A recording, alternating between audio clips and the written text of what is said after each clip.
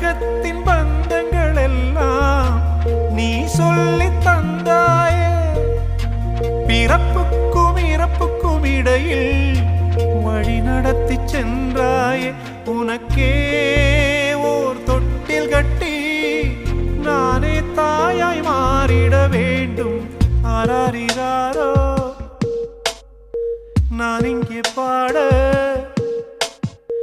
தாயே நீ கண்ணுறங்கு, என்னோட மடி சாய்ந்து